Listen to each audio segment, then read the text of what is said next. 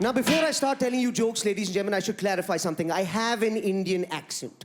This doesn't change. This is the next 8 minutes of your life. I'm not doing a bit. I'm not impersonating a hilarious relative. There's no fucking Simpsons joke coming up. All right, this is how I talk, but give it time. I promise you my accent will grow on you. Give it time, guys, all right? Just give it like 4 or 5 generations, will be fine. We'll fuck people in your family, you'll understand eventually, all right? Have you tried falling sick in America? It's tough. I did it once. I was in Chicago. I was 24 years old. I had no medical insurance. I had about 104 fever for about a week.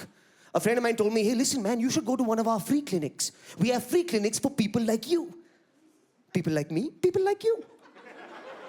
So I show up at the clinic, ladies and gentlemen, at 8 a.m., thinking I'll see a doctor by 9.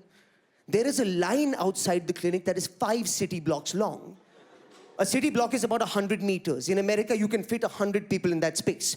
In India, 9,000. We make it work, all right? And you wait outside the clinic for 3 hours, inside the clinic for 2 hours, which as an Indian pisses me off.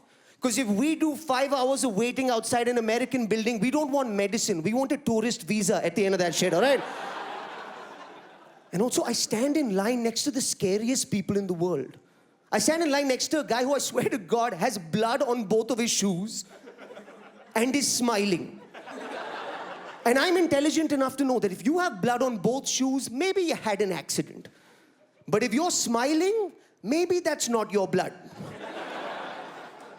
But by the time you get to see the doctor, you're so desperate, you'll praise anything, right?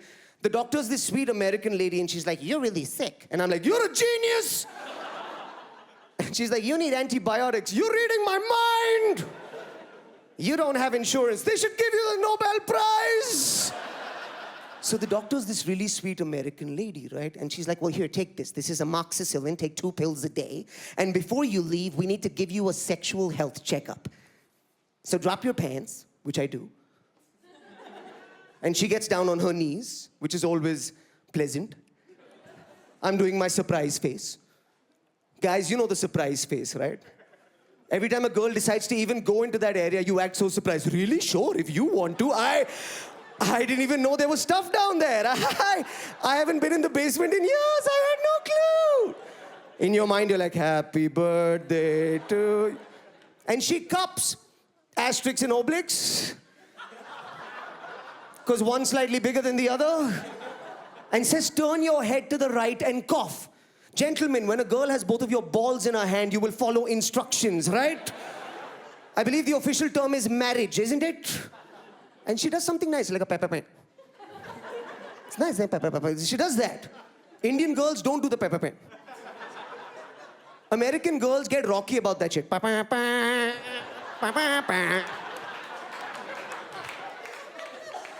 So I head out of the clinic just saying, my God, I got free meds, I got my balls cupped, God bless America. Except it's now a week later, ladies and gentlemen. I go back to the clinic and she's like, you're still really sick. And I'm like, I know. And she says, you need more meds. And I'm like, you're a genius. And she says, you need to leave. I'm sorry, what? Oh, this is a one-time only free clinic. By American law, I'm now legally allowed to treat you again. Desperation, ladies and gentlemen, is like a Brazilian wax. When it's done, there's nothing left, isn't there? But most people use desperation for reflection, for introspection. Indians, we use desperation for improvisation, to bend the rules and get our own way anyway. So later that evening, my best friend fell sick. And his best friend fell sick. And his best friend fell sick. And his best friend fell sick. And his best friend fell sick and went to the clinic and came back with 50 amoxicillin for me. And that doctor had to touch 10 unnecessary brown balls. My name is Veer Das. Thank you so much, ladies and gentlemen.